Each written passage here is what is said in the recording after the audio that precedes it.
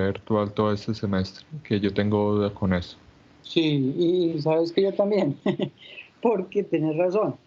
Ya hay como vía libre del gobierno, pero pues hombre, cada universidad está mirando cuál es su mejor estrategia. Entiendo, por ejemplo, que en EAFIT, por ejemplo, por darte un ejemplo, van a empezar con alternancia. La UPB, que yo trabajo también en la UPB, no han dicho nada. Y la Universidad de Envigado está también como muy callada con eso. Hay que esperar a ver la rectora qué dice. ¿Qué No, pienso yo? es que eso es un peligro, ¿no? Bueno, pues Sí, es mi percepción. y entonces yo no sé, hombre, qué van a tomar. Yo pensaría que nos demoramos para esa presencialidad o alternancia. Entonces, hombre, muchachos, nos toca por esta vía mientras tanto. Si nos toca ir al campus, pues hay que ir. Pero cuando tenga una información, digamos, más concreta, pues se las comparto, pero no lo sé, sinceramente. Voy a hacer la pregunta a mi coordinadora a ver qué dice también sobre el tema, a ver si tiene más información que yo. ¿Bien? Bueno, ¿alguna otra inquietud? Muchachos, ¿lograron asistir a la feria Exposolar? ¿Quién logró entrar? ¿Quién tiene algún testimonio? Eso ayer salió por la noticia, no, a las 11 de la noche. Salió lo del carro eléctrico. Sí, por Caracol. En Caracol, exactamente. Carro eléctrico con ingeniería colombiana, de la UIE y Exposolar. Bueno, espero que hayan podido visitar el stand de la universidad. Para los que no lo hayan hecho, todavía lo pueden hacer. Se inscriben en la página de Exposolar, muy fácil, se demora 10 segundos, entra el pabellón verde y el local de la universidad es el local 130, el stand, pues el stand. Ven todos los proyectos, todo lo que esto está haciendo la universidad a nivel académico. Entonces, muchachos, hice como sugerencia. ¿Listo? Entonces, vamos a empezar, muchachos, con el capítulo 21 o con el módulo 2 o el módulo 3. No sé cómo lo llamamos, si módulo 2 o módulo 3. Electrostática. Vamos a ver cómo lo pusimos. Profe, buenos días. Buenos días. ¿Con quién hablo? Con María Camila. Es que apenas pude entrar. ¿María Camila qué? María Camila Huitrago.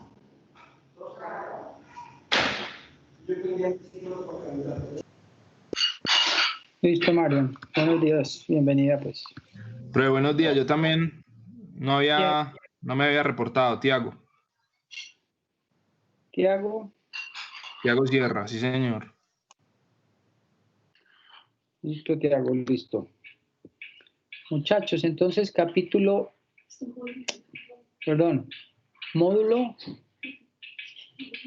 estamos en el módulo 2, electrostática. Ya terminamos el módulo 1, que era gravitación. Módulo 0 era la introducción, vimos gravitación, ahora vamos para electrostática. Entonces, muchachos, yo supongo que ya muchos de ustedes, ¿sí?, dentro de esa metodología del aprendizaje activo que hemos hablado, ya algunos de ustedes seguramente, ojalá todos, leyeron previamente para hoy el capítulo 21 del libro Física Universitaria de C.R. Szymanski, volumen 2. Estamos en el capítulo 21, ¿sí? Ese capítulo 21 se llama Carga y campo eléctrico. Entonces, para quienes no lo han ojeado, les recomiendo, muchachos, hacerlo, ¿sí? Para que estén, digamos, al mismo nivel de la clase y que sea pues mucho más fácil ese proceso de apropiación de los conceptos. Bien, entonces ya vimos el concepto del campo gravitacional. Esta es una frasecita interesante, muchachos. Voy a leerla. Existe una fuerza motriz mucho más poderosa que el vapor, que la electricidad, que la energía atómica. Esa fuerza no es otra cosa que la voluntad. Muy bien. Vimos en clases pasadas que hay 4 interacciones fundamentales de la naturaleza. ¿Cuáles son, muchachos?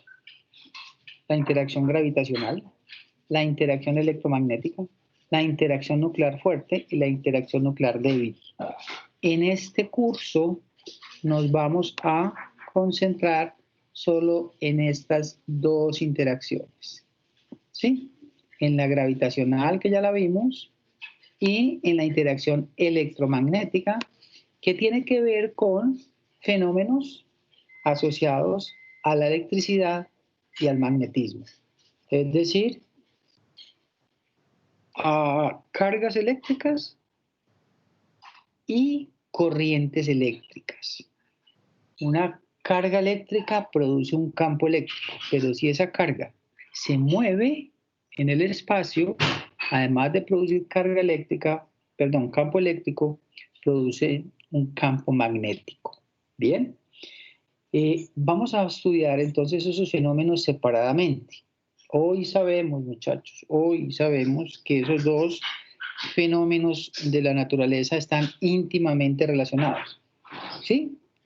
La electricidad y el magnetismo, por una teoría que se llama la teoría electromagnética. Pero lo vamos a estudiar separadamente y vamos a empezar con los fenómenos eléctricos, ¿sí? Donde ahí ya la propiedad más importante no será la masa, sino que será la carga. En física 1, la propiedad más importante era la masa. Aquí en física 2, muchachos, la propiedad más importante de la materia es la carga. Y eso nos lleva entonces a este módulo que llamamos electrostática, ¿sí? ¿Qué será la electrostática? Bueno, es la parte del electromagnetismo que estudia los fenómenos físicos producidos por cargas eléctricas que están en reposo. Bien, este módulo 3, o este módulo 2, perdón, comprende el capítulo 21, el capítulo 22, el capítulo 23 y el capítulo 24 del libro de apoyo de Sears y Szymanski. Y tienen un orden, ¿sí? Primero vemos el capítulo 21, después pasamos al 23, que es potencial eléctrico, después nos devolvemos al 22, que es la ley de Gauss, y después volvemos otra vez hacia adelante para ver capacitores y materiales dieléctricos. Y eso tiene un sentido, ¿sí? Eso tiene un orden lógico. ¿Por qué? Porque el capítulo 22 no lo vamos a saltar, porque es una forma de calcular el campo, ¿sí? Perdón.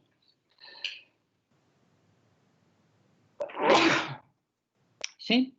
Primero son las fuentes del campo y después cómo calcularlo. Cuando una carga, me estoy adelantando un poquito, cuando una carga eléctrica está en el espacio, produce 2 cosas simultáneamente. Produce un campo eléctrico y un potencial eléctrico. Y esos 2 fenómenos son simultáneos y están íntimamente relacionados. Campo eléctrico y potencial eléctrico. Pero en el libro, el potencial eléctrico es el capítulo 23. Entonces, por eso vamos a ver primero el 21, después el 23, y nos devolvemos al 22, que es la ley de Gauss, que nos permite calcular campo eléctrico para situaciones físicas de alta simetría. Entonces, muchachos, si bien nuestro libro es el libro de apoyo que vamos a seguir, no lo vamos a seguir rigurosamente en el orden donde están los capítulos. Bien, eso es una buena claridad. ¿Listo?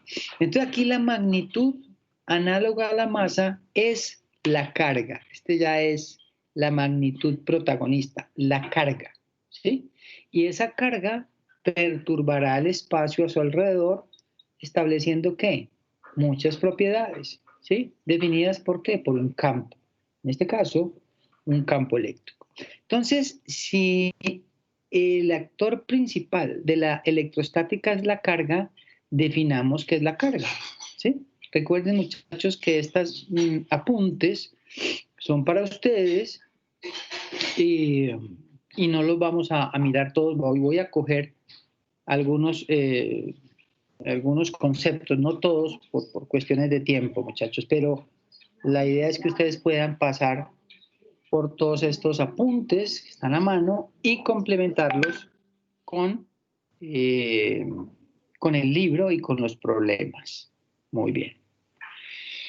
Muchachos, entonces, todos los fenómenos asociados al término electricidad tienen su origen en la observación realizada hace muchos años, ¿sí?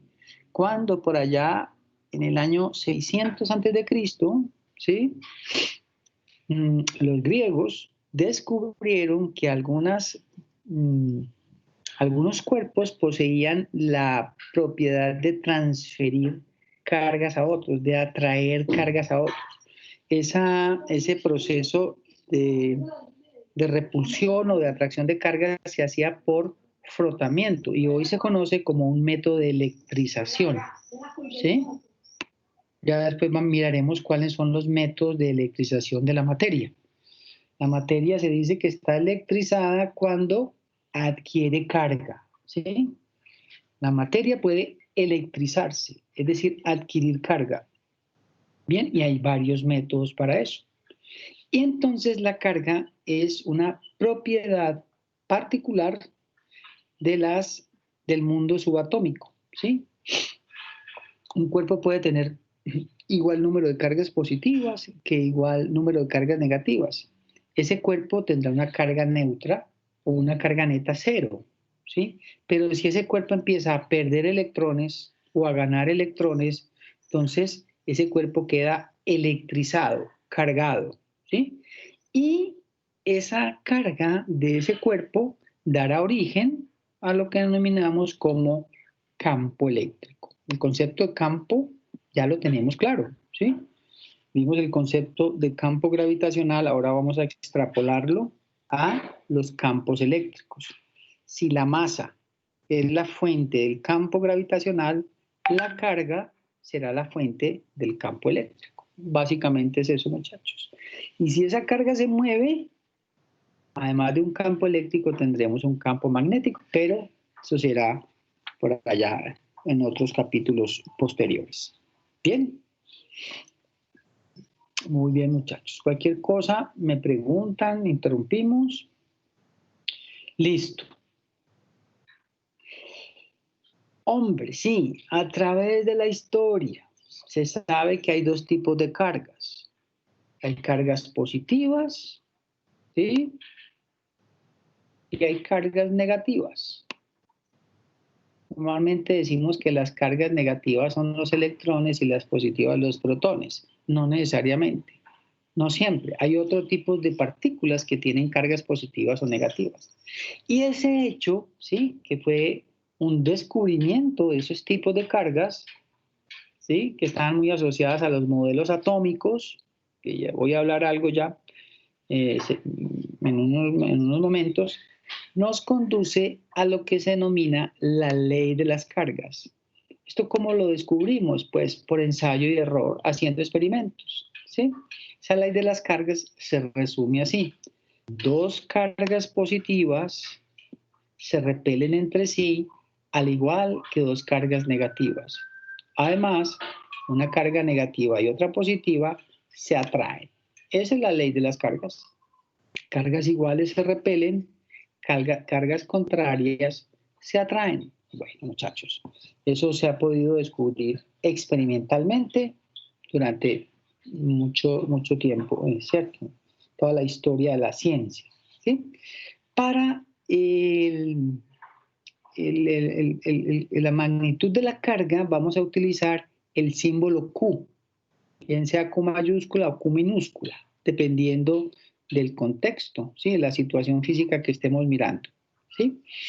Entonces, esa carga eléctrica que posee un cuerpo puede distribuirse de muchas formas. Puede distribuirse en toda su longitud en toda su área o en todo su volumen, dependiendo del tipo de distribución. Nosotros en este curso de Física 2 vamos a manejar 3 tipos de distribuciones. Distribuciones lineales, distribuciones superficiales y distribuciones volumétricas. ¿Bien?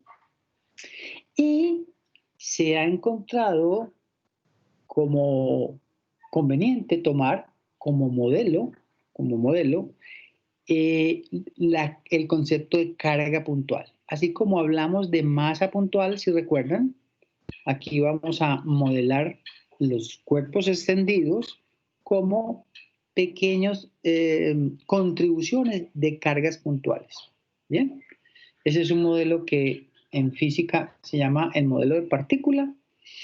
En el caso de la gravitación es una masa puntual y en el caso de la electricidad es una carga puntual. Bien. Ahora también nos podemos preguntar, todo esto está en el libro, muchachos, ¿sí? Lo que pasa es que yo hago, digamos, énfasis en algunas cosas que yo creo que deben tener ustedes como más claridad, pero todos estos temas están en el capítulo 21 del volumen 2 del libro de Física Universitaria de Ciencia y Szymanski. Hablemos un poquito de la constitución de la materia, ¿sí? Pues hombre, los cuerpos que observamos en el universo están hechos de materia. Ya habíamos dado una definición de qué es el universo.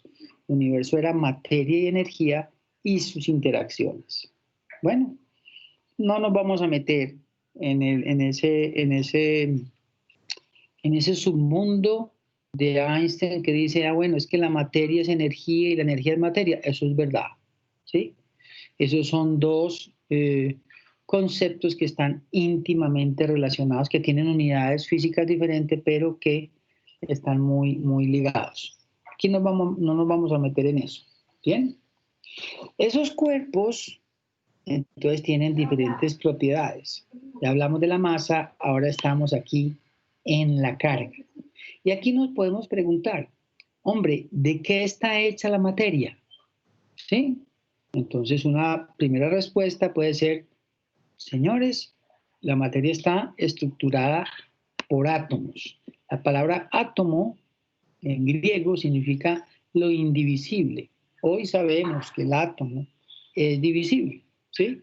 Que tiene un electrón, que tiene un protón, que puede tener un neutrón, incluso que el neutrón y el protón también son divisibles, ¿sí? Que están hechos de quarks, pero será otro tema, ¿sí? Y esos son entonces los componentes básicos de la materia, los átomos. ¿Y qué es un átomo? ¿Sí? ¿Cuál es su estructura interna? Bueno, muchachos, basta ir a la tabla periódica para mirar qué son los átomos. Si ustedes van a una tabla periódica, encuentran que el primer elemento de la tabla periódica, ¿cuál será? ¿Quién me dice?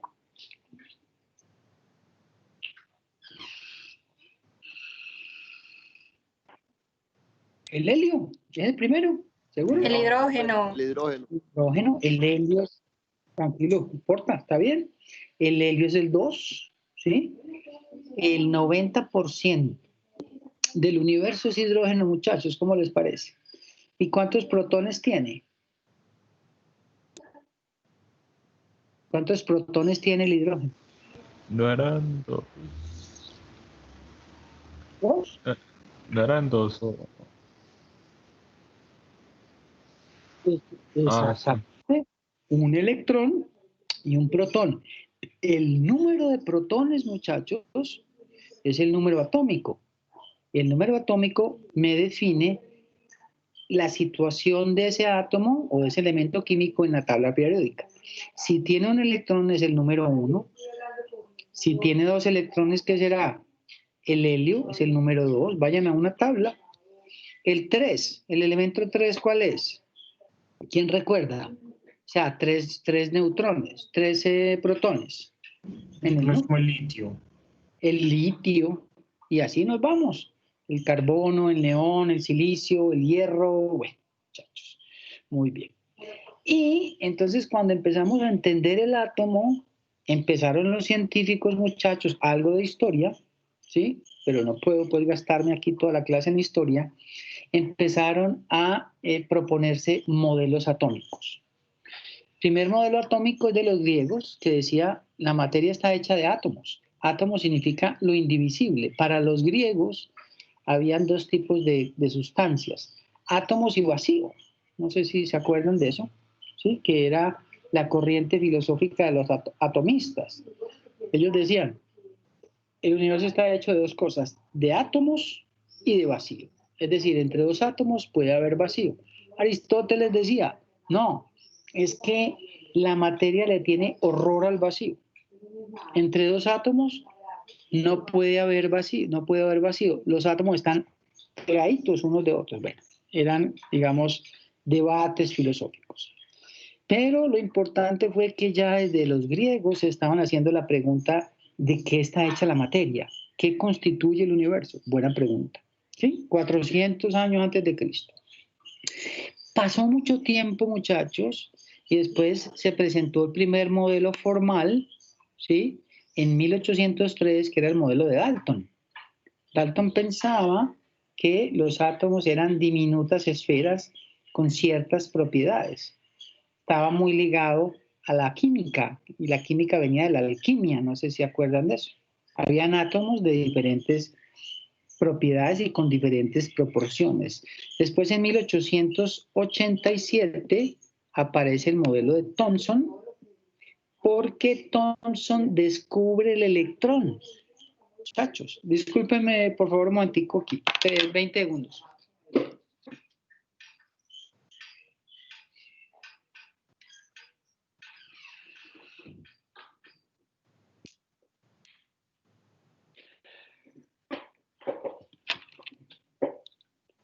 Muchachos, yo les hago una pregunta. ¿A ustedes les gusta verme mientras... Ustedes me pueden ver, ¿cierto? Mientras yo hablo, ¿cierto? Eso lo pueden hacer. Pero en ese momento no, en ese momento yo no lo estoy viendo. No, yo sé, en este momento porque tengo la cámara desactivada, pero a ustedes les gusta ver la presentación y verme a mí, ¿cierto? Es mejor. Profe, sí, pues. Sí, entonces la voy a prender. Ahí me están viendo, por ejemplo. Sí, señor, sí. Bueno, entonces sí es mejor como mirar a alguien al otro lado. Listo, muchachos, se descubre el electrón, muy importante, muy importante. Descubrimiento del electrón, 1887. Después, en 1909, ¿sí? A principios del siglo XX, se hace el experimento de Millikan, que trata de medir la carga del electrón, la relación carga-masa, y se establece al electrón como carga elemental o como carga fundamental. La carga del electrón es 1,6 por 10 a la menos 19 coulombs. Entonces, esta C que ven aquí, muchachos, ya no he hablado todavía de las unidades de la carga, pero ahí estoy diciendo que la unidad en el sistema internacional para la carga es el coulomb. Eso también tiene su historia gracias a otro físico francés que se llama Charles Coulomb y quien presentó una ley que se llama la ley de Coulomb, ¿sí? Que es muy parecida a la ley de gravitación universal. Muchachos, ¿quién recuerda la ley de gravitación universal? ¿Quién me la puede decir así rápidamente? Y ya la vimos. Ley de gravitación universal. A ver, ¿quién me la dice?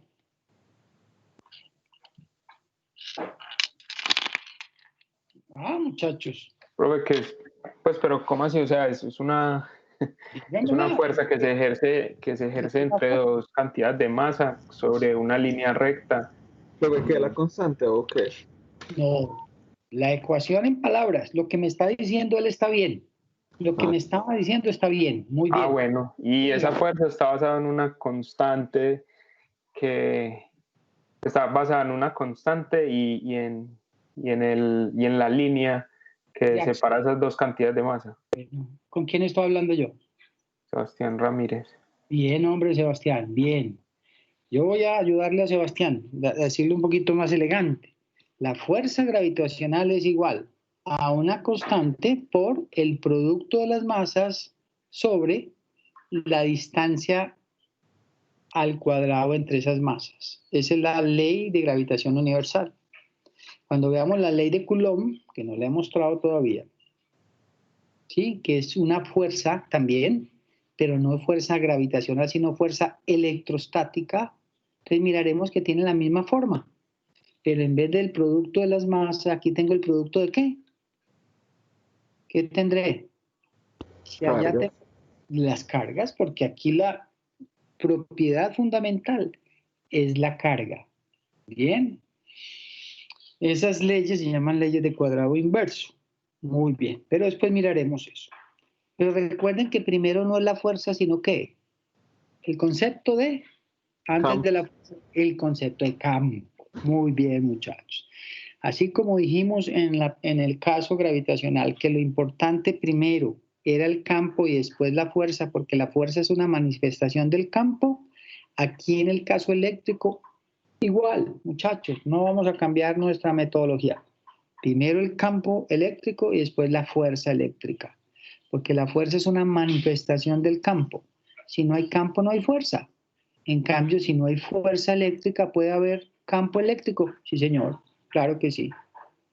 El campo no necesita de la fuerza para existir. Bien. Entonces, muchachos, se eligió la carga fundamental del electrón como este número, ese número, ¿sí? Ese número. Después vino el modelo de Rutherford 1910 y se le asignó la primera estructura del átomo. Ah, bueno, hubo una separación.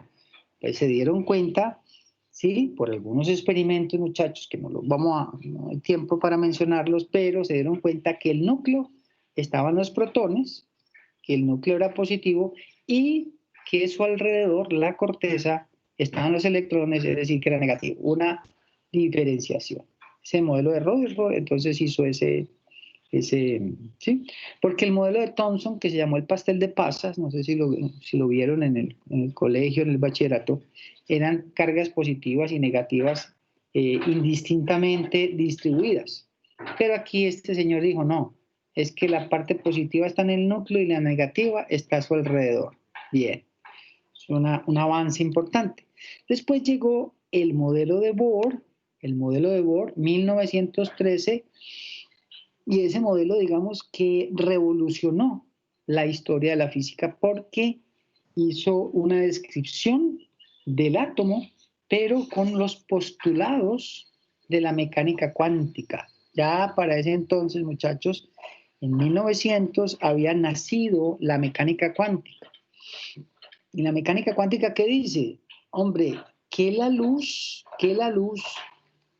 viene en pequeñas paqueticos de energía que se llaman cuantos, ¿sí? Entonces, Bohr se valió de los postulados de la naciente mecánica cuántica para explicar, ¿sí?, cómo los electrones pueden pasar de unos niveles energéticos a otros y explicar así, en esas transiciones, las líneas de emisión y de absorción de las estrellas. Tenía que ver mucho también con la astronomía, muchachos. Bien, y resolvió también el problema de la estabilidad de la materia. Miren, muchachos, en el modelo de Rutherford tenía un problema, ¿sí? Si este es el núcleo, no sé si están viendo mis apuntes, y este es el electrón, muchachos, que está orbitando el núcleo. Entonces, si ese electrón que está por aquí, empieza a orbitar el núcleo, pues debería perder energía. Y al perder energía, ¿qué debería pasar? Debería colapsar al núcleo. No sé si me están entendiendo eso. ¿Sí? Eso es un problema en la física, porque tendríamos problemas con la estabilidad de la materia. Si todos los electrones se precipitan al núcleo, muchachos, yo no podría estar dando clase hoy, ¿sí? No habría estabilidad de la materia. No habría estabilidad. Entonces, ese problema lo resolvió Bohr, diciendo que las órbitas, en ese momento de la historia se utilizaban la palabra órbitas, estaban cuantizadas. El electrón solo podía estar en ciertas órbitas predeterminadas. El concepto de órbita hoy por hoy no es tan correcto y se hablan más de niveles energéticos, niveles de energía. Bien. Y eso está asociado con algo en la mecánica cuántica que se llama el salto cuántico. Bueno, muchachos, hasta ahí voy a llegar aquí porque esto no es un curso de mecánica cuántica. Bien. ¿Listo? Entonces, eso nos lleva a la cuantización de la carga. La cuantización de la carga. Los físicos se dieron cuenta de que las cargas siempre se presentan como un múltiplo entero de la carga fundamental, ¿sí? De una cantidad básica que ya dijimos que era la carga del electrón. ¿Cuánto es la carga del electrón? ¿Quién la recuerda? 1,6 por 10 a la menos 19, ¿qué? ¿Esta C qué significa? Coulombs. Coulombs, esa es la unidad de la carga, ¿sí? Muy bien. Coulombs, esa carga fundamental, entonces la vamos a llamar con la letra E minúscula, ¿sí? Entonces, hoy decimos que la carga, la propiedad de la carga, está cuantizada, ¿sí? Si yo tengo un cuerpo cargado, yo lo puedo dividir en pequeñas cantidades y todas son múltiplos de, entonces podríamos tener esta pequeña relación. La carga es igual a más menos. ¿Por qué más menos? Porque puede venir en diferentes presentaciones. Puede ser positiva, puede ser negativa. N es un número natural que va de 1 hasta N y E es la carga del electrón. ¿Listo? Listo, muchachos. Eso se llama la cuantización de la carga. Así como la luz está cuantizada, que son los fotones, la carga también está cuantizada. Es decir, muchachos, en otras palabras, los físicos no han descubierto una cantidad de carga menor a la carga del electrón. No se ha descubierto, ¿sí? Y entonces por eso el electrón es una carga fundamental, porque no está hecha a su vez de otras partículas. No hemos podido desbaratar un electrón, muchachos, desde que se descubrió por allá, ¿en qué año, güey? 1887. No hemos podido, ¿sí? Hoy sabemos que los protones no son partículas elementales. ¿Quién me explica por qué? Porque un protón no es una partícula elemental. ¿Por qué? Yo lo dije ahora. ¿Por qué? ¿Está hecha de qué? De otras partículas. Es decir, que el protón es una partícula compuesta, no es una partícula elemental o fundamental. ¿Está hecho de qué? Muchachos, ¿de qué está hecho un protón? De quarks. De quarks. Hasta hoy, muchachos, porque no me han avisado otra cosa, ¿sí? No ha salido una noticia en que pudieron desbaratar un quark. Es decir, el quark está hecho a su vez de otras partículas. Eso no sé, esa noticia todavía no la conozco. A hoy, la ciencia... Profe, ¿sí? Sí, dale. ¿Cuál es el experimento que hacen con los quarks en el fusionador, pues en esa cosa que hay en Francia? Claro. Buena pregunta, hombre. Eso se llama el LHC, que es Large Hadron Collider, el gran colisionador de hadrones. Es un megaproyecto que está por allá en Ginebra, en la frontera entre Francia y Suiza, ¿sí? Es el proyecto más grande del mundo de la ciencia. Y lo que hacen colisionar son hadrones. Yo no me puedo meter mucho ahí, pero no porque no lo sepa, sino por el tiempo, muchachos, pero un hadrón es un protón. Y un protón es una partícula compuesta que está hecha a su vez de quarks. Entonces, finalmente, se hacen, y aquí sí tiene una estrecha relación con el curso, se hacen acelerar cargas. ¿Cómo se aceleran las cargas? Muy teso eso. ¿Cómo se acelera una carga eléctrica? Con campos eléctricos. Los campos eléctricos son responsables de acelerar las partículas. Ya vamos a ver eso en un experimento que vamos a hacer aquí, experimento virtual. ¿Y los campos magnéticos para qué sirven? Allá tienen grandes bobinas en el LHC, es para darle la dirección, para curvarlos, ¿sí? Entonces son, lo que acabas de decir es verdad, campos eléctricos y magnéticos para hacer acelerar y direccionar partículas para hacerlas colisionar, para hacerlas chocar. Entonces, finalmente, si los protones son los que se están acelerando, ¿sí? En realidad lo que está chocando no son los protones, sino que las partículas constituyentes, ¿cuáles son? Los quarks, ¿sí? Entonces, lo que chocan allá en el LHC son los quarks. ¿Y para qué hacemos ese experimento? ¿Para qué tanta plata para eso? Cuando hay gente muriéndose, es una pregunta ahí filosófica. ¿Por qué los científicos y los países gastan tanta plata? Ustedes consulten en internet el valor de ese proyecto. ¿Sí? Eso está en euros y eso son millones. Pero eso tiene que ver con el bosón de Higgs, ¿no? Tiene que ver una de los propósitos del bosón de uno de tantos. Pero ese experimento se realizó para recrear los primeros instantes del universo, es decir, para recrear la teoría del Big Bang y otras cosas, entre otras, para encontrar el bosón de Higgs, que es la partícula de Dios que explicaría por qué aparece la masa en el universo. Bien, muchachos, voy a dejar ahí, voy a cerrar ese paréntesis de cosmología. Cosmología, muy bien. Listo. ¿Cuáles son las unidades de la carga? Bueno, ya lo dijimos, en el sistema internacional es el sistema que vamos a utilizar nosotros. ¿Y qué es el sistema internacional? ¿Quién me ayuda? ¿Sistema internacional qué será?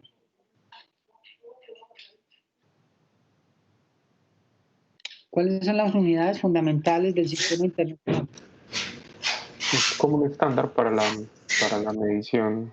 Sí, pero ¿qué unidades? ¿Cuáles son las unidades fundamentales del sistema internacional? No son, profe, metro, si no estoy mal, kilogramos. Metro, kilogramo y... Ajá, y segundo. MKS. Segundo. Bueno, recuerden los micrófonos, muchachos.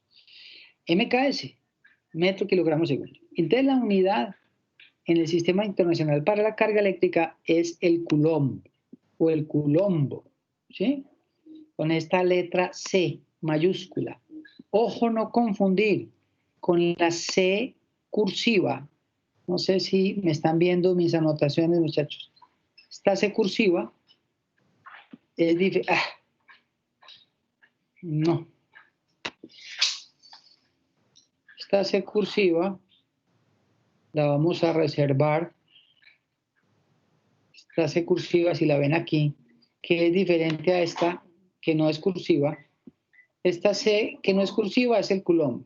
Y cuando está acostadita, la vamos a reservar para la capacitancia. Entonces, no confundir esas dos Cs. Una es cursiva para la capacitancia, que no lo hemos visto, cuando veamos capacitores, condensadores, y otra que es la C mayúscula, no acostada, normal, que la vamos a reservar para la unidad de carga. ¿Listo? Bueno, muchachos.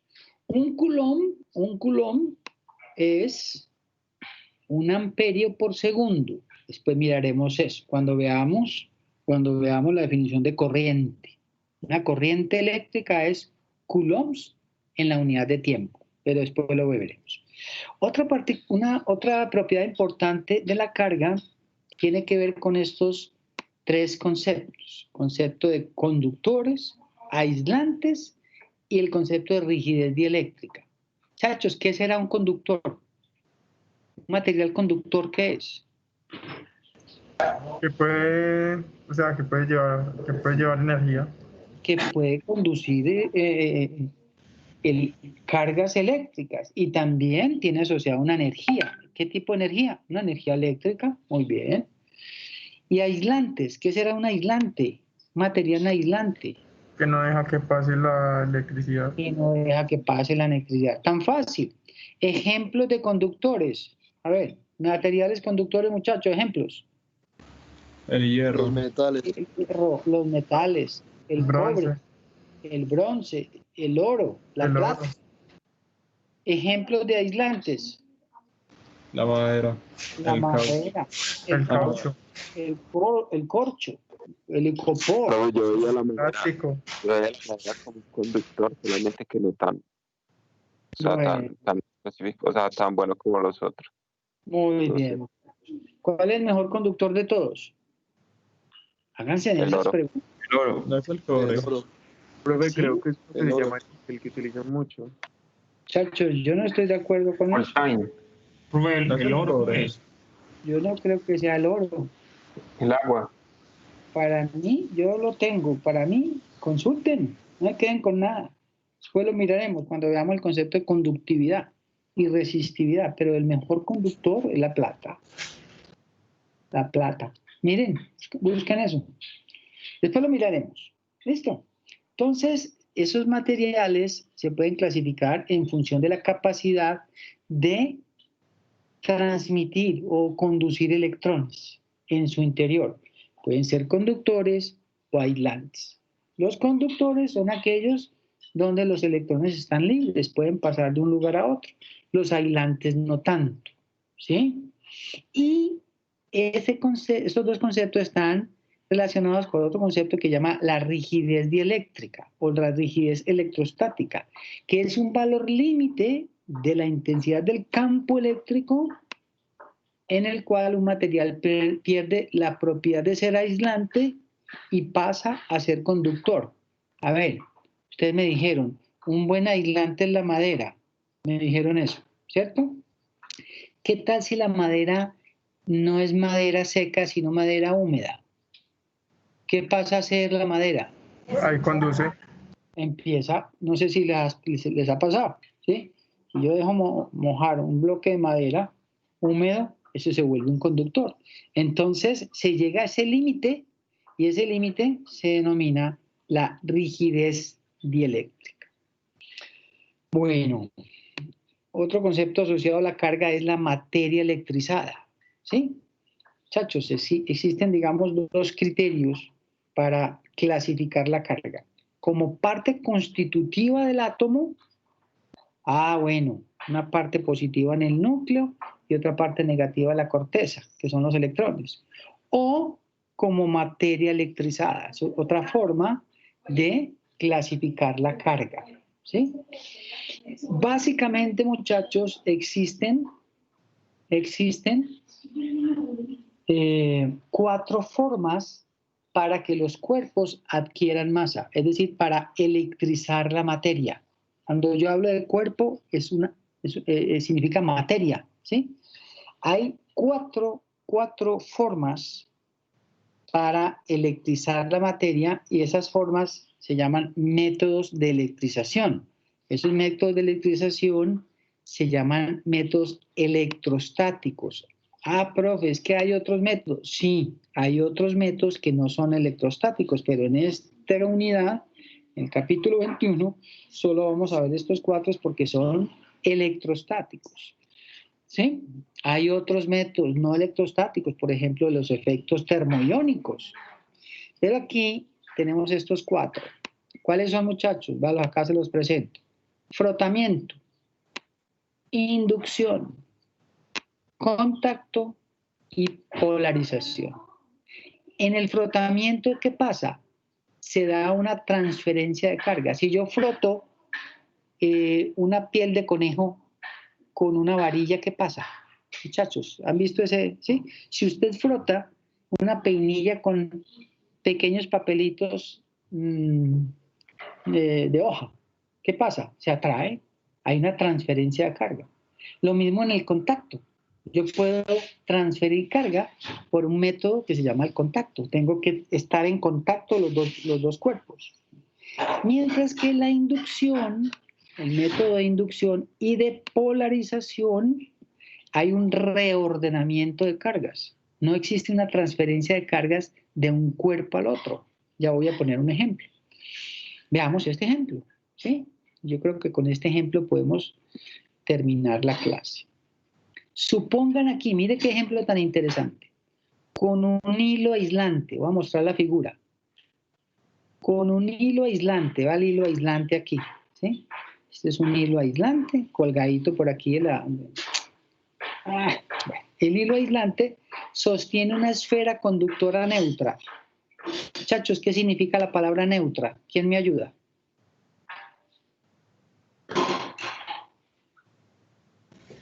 Profe, Que no tiene carga. que no tiene No, carga. señor. No, señor. ¿No es cierto? Pero, Cantidad de electrones y protones igualadas. exacto. Muchachos, me gusta el que participa aunque se equivoque. Yo valoro mucho eso. Participa aunque se equivoque. Es más, a veces me gusta más que se equivoque. ¿Por qué? A partir del error podemos aprender más. ¿No significa que no tenga carga? No. Esa esfera tiene una carga neutra. ¿Qué significa? Que tiene el mismo número de cargas positivas que negativas. Es decir, que la carga neta es cero. ¿Sí o no? Pero no significa que no tenga carga. Sí, sí tiene. Tiene cargas positivas y cargas negativas en igual cantidad. Bien. Esa esfera conductora la vamos a poner muy cerca, pero sin tocarla. Ojo, es lo que puse por aquí. Sin contacto, vamos a poner cerca esa varilla, esa esfera conductora neutra, cerca de una varilla, esta varilla que ven aquí. Esta varilla que ven aquí, muchachos. ¿Sí? Esa varilla va a tener carga positiva. No sé si me están entendiendo el problema. Este es un problema conceptual. ¿Sí? Entonces, podemos afirmar que la esfera, dos puntos, A, no se verá afectada por ser neutra. Ustedes tienen que escoger entre estas cuatro. Voy primero a leer las cuatro opciones. Permanece neutra, pero de todos modos es atraída por la varilla. B, C, permanece neutra, pero de todos modos es repelida por la varilla. Y D, adquirirá la esfera carga negativa y será repelida por la varilla. Ojo, ¿la esfera y la varilla están en contacto? No. ¿Sí? Porque estoy diciendo que no hay contacto entre estos dos cuerpos. ¿Sí? Entonces, ¿ustedes qué creen que pasa, muchachos, con la esfera? ¿Qué pasará con la esfera si yo le acerco una varilla con carga positiva? La carga no se puede salir de la esfera por el hilo, por este hilo. ¿Por qué? ¿Por qué no puede salir por el hilo? ¿Quién me explica eso? Porque el hilo es aislante. Porque el hilo es aislante. Si el hilo fuera conductor, tendríamos un problema. ¿Listo? Entonces, ¿qué pasa cuando la varilla se acerca a esa esfera neutra que tiene la misma cantidad de cargas positivas que negativas? ¿Qué pasa? Chachos, ¿qué pasará? Profe, pues yo pienso que adquirirá la carga negativa. Claro, porque ¿qué dice la ley de las cargas? Que ya la vimos. Cargas iguales se repelen y cargas de distinto signo se atraen. Entonces, al acercar la varilla, ¿sí? Al acercar la varilla a la esfera, ¿qué pasa con las cargas negativas de la esfera?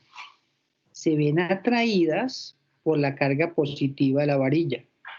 Entonces hay un reordenamiento de cargas. Aquí estaban en principio, aunque no lo pinté, cargas positivas y negativas en toda la esfera, ¿sí? Pero al acercar la varilla con carga positiva, las cargas positivas atraen las cargas negativas. Entonces las cargas negativas empiezan a ubicarse en la parte derecha de la esfera, mientras que las cargas positivas se van para la parte izquierda de la esfera, porque son repelidas por las positivas de la varilla. ¿Me están entendiendo eso? Entonces hay un reordenamiento de cargas. Yo les pregunto, ¿hay transferencia de cargas de un sistema a otro? ¿De la esfera a la varilla? ¿Hay transferencia de carga?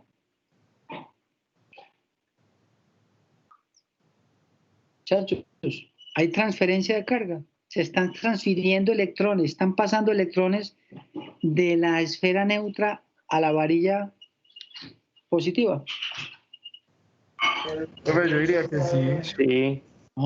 No ¿Por qué? porque no están en contacto. Profe, el hilo evita eso.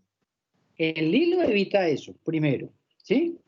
Y también aquí no se están tocando. Esto no, aquí dice, pero sin contacto. Es decir, no están pasando cargas negativas a la varilla. Lo que pasa es que al interior de la esfera se están reordenando las cargas. Y en la parte derecha quedarán cargas más negativas porque son atraídas por las cargas positivas. Pero no es que estén pasando electrones de la esfera a la varilla, no, porque están separadas. Por el aire no están saltando, pero sí se están reordenando, ¿sí? No hay transferencia de carga, pero sí hay un reordenamiento, una redistribución de las cargas. Muchachos, ese método se conoce como el método de electrización por inducción. Se está induciendo carga negativa en la parte derecha de la varilla. Entonces, ¿cuál será la respuesta correcta de estas 4 opciones? A ver, leamos otra vez. La esfera no se verá afectada por ser neutra. ¿Eso es cierto? No. No, claro que no. Entonces esta no. Sigamos. Permanece neutra. Esta frase es muy importante. ¿Ustedes qué dicen? ¿La esfera permanece neutra?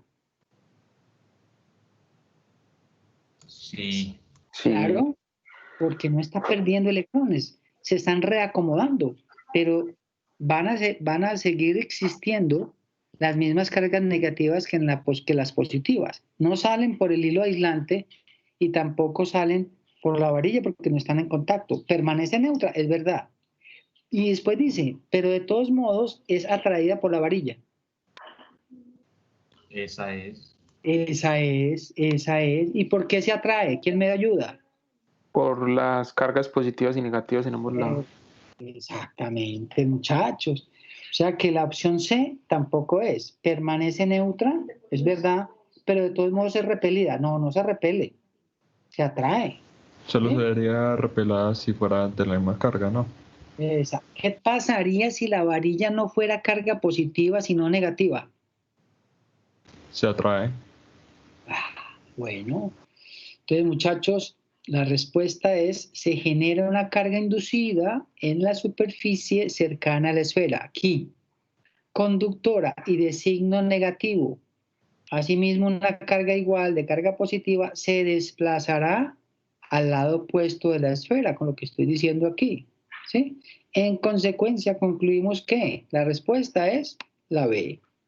La esfera conductora se mantiene neutra, ¿no? ¿Por qué? Porque no está perdiendo carga, no hay transferencia de carga. Mire, en este método de inducción no hay transferencia de carga, hay un reordenamiento de carga, ¿sí? Sin embargo, es atraída por la carga eléctrica de la varilla, que presenta signo positivo. Bueno, muchachos, ahí vimos uno de los 4 métodos de electrización de la materia que se llama el método de inducción. Bueno, muchachos, vamos a honrar entonces nuestros acuerdos. No me debió pasar de las 9 porque sé que otros tienen clase. Dejémoslo ahí por hoy. Les recomiendo para aquellos que no lo han hecho, entrar a la Feria Expo Solar todavía, visitar el stand de la universidad y, muchachos, lectura crítica del capítulo 21. ¿Cómo se llama? Carga eléctrica y campo eléctrico, del libro de física universitaria de Siersin-Szymanski, volumen 2. Bueno, no sé si tienen alguna otra pregunta, alguna otra inquietud. No, por el momento no. Perfecto, ¿está claro todo? Sí, por ahora vamos bien, creo yo. Vamos muy bien, muchachos. Sí, espero que estén ahí conmigo, que vayan conmigo. Los animo, ¿verdad?, a que lean este fin de semana un poquito el capítulo 21 para que sigamos con el concepto ya de campo eléctrico, que es lo que viene, para después ver la fuerza eléctrica, que es una consecuencia del campo. No sé si alguien tiene alguna otra pregunta, alguna inquietud. ¿Alguien más no lo tengo en la lista? Pues yo creo que a mí, entró unos minuticos tarde, Juan David Zamorano. Ah, ¿qué más, Juan? ¿Cómo estás? Bien, profe, mucho voleo, bastante voleo, la verdad. Contanos un poquito, Juan, para los estudiantes y para mí, si nos regalas unos 2 minuticos, contanos un poquito cómo estuvo la cosa, qué viste, qué retroalimentación hay. No, respecto a qué, profe, a la feria o qué? A la feria, sí, a la feria, a tu proyecto, bueno, lo que quieras compartir de la feria. No, ha estado bastante interesante. En un principio estuvo movida la feria. Hay días y horas en los que se mueve más bien poco. La verdad, yo soy pues como también en la parte administrativa, profe, de lo que es el stand de la universidad. El día de ayer incluso iba a estar pues como la reunión en la presentación tuya sobre el sol como una fuente de energía. Sí. Pero en ese momento nos tocó ir a la universidad a hacer pues como ese Facebook Live. Sí, sí, todo Sí, sí. Ahora, qué cosa tan horrible, sí. Entonces, Ahí estás, estás con el profesor Javier, ¿cierto? sí, señor. Con el profesor Perfecto. Javier, con Juanes, pues con todos los integrantes de los grupos como Helios, como Orsinus, como Carcinus, ¿cierto? Entonces estuvimos hablando un poco pues como para la comunidad y haciendo la invitación a que se unan a los semilleros también pues de la universidad. Claro que sí, Juan. ¿Y te tocó lo del carro eléctrico? ¿O qué? Lo de la filmación, la nota que hicieron en Caracol. En ese momento pues yo no estuve, la verdad, profe, no estuve, pero sí pude visualizar pues como las pruebas que hicieron y Sonia dijo que como a 70 kilómetros que metió un acelerón no se sentía y que era pues como muy interesante. Muy Pero bien. no me tocó, y estoy averiguando pues lo del stand, profe, pero él estuvo en el pabellón blanco, pero incluso Sonia, le pregunté a Sonia, no sabía dónde lo tenían, Sí, pero hombre. ya está haciendo la averiguación. ¿Sabes por qué, Juan? Porque yo mandé a mis estudiantes los mandé de energías renovables, muchachos, los mandé a consultar el carro eléctrico y no, me escribían, profe, no lo encuentro. Yo tampoco lo pude encontrar, ni en el pabellón blanco, ni por allá en el verde, ni en el 130, entonces, bueno. Sí. Bueno, pero Juan, me parece que la feria para la universidad, en tu opinión, ha sido un éxito o no? Sí, eso es un éxito, profe, ¿no? Y ya hay muchas posibilidades de inversionista, pues como para los diferentes proyectos que se están presentando. Entonces es una posibilidad tanto como para los alumnos como pues a nivel institucional, aumentar pues como ese reconocimiento y el ingreso de personas y más, por ejemplo, con esa nueva materia de energías renovables, profe, que espero verla el próximo semestre. Claro que sí, Juan, claro que sí. Muchas gracias, hombre, por esa retroalimentación y te felicito a vos y a los otros compañeros, pues, por estar ahí, hombre, con esos proyectos que han demandado, yo sé, muchas horas de trabajo. Muy bien. Muy Sí, bien, gracias. muy bien. Me gustaría que después en algún momento sacáramos un rato, incluso aquí en esta clase, Juan, para mostrarnos un poquito eso. Sacamos el espacio. Listo, de una, profe. No hay problema. Bueno, gracias, Juan. Muchachos, se cuidan entonces. No sé si alguien me falta. Nada, Juan Zamorano, ya lo tengo aquí. Sí, profe, yo. ¿Sí? Qué pena que entré un poquito tarde a la clase. Tranquilo. ¿Quién más me falta? Bueno, listo, muchachos. Entonces, quedamos así, quedamos en contacto y nos vemos el próximo lunes. Feliz fin de semana para todos. Que estén muy bien. Muchas Listo, gracias. profe. Muchísimas gracias. Hasta luego. Que vaya bien. Muchas gracias. Hasta luego, profe. Feliz día. No, muchachos. Profe, hasta luego. Gracias.